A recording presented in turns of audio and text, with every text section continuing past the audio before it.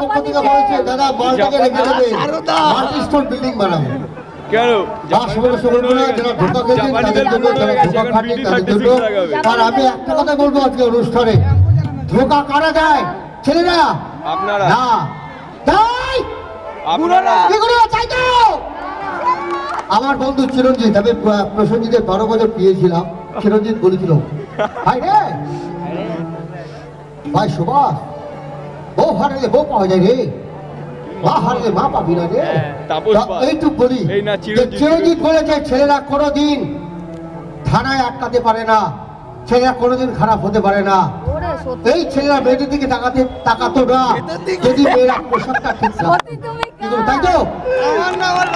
মেয়েদের কি ড্রেস, মা কালী, এখানকার মেয়েরা খুব ভালো, মাইনি মা কালী টাকছি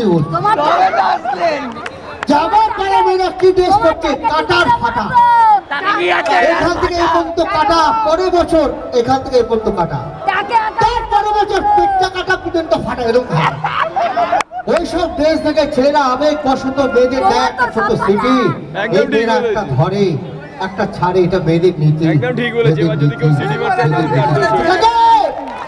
যাবেই কেন ধোকা খাবো না গুরু এই প্লটটার জন্য। তবে একটা রেলা আছে, টুপি পরলে মেয়েরা বলে আমাকে দাদা, আমারও ইচ্ছা হয় মেয়ে দেখলে বলি আমি পারি না, টুপি পরলে আমাকে বলে দাদা,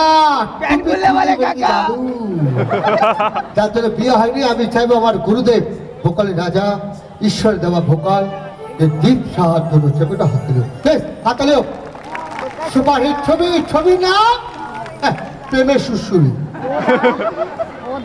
একরকম ঠিকই বললো, সঞ্জয়দা বলে গেলেন যে প্রেমে ধোকা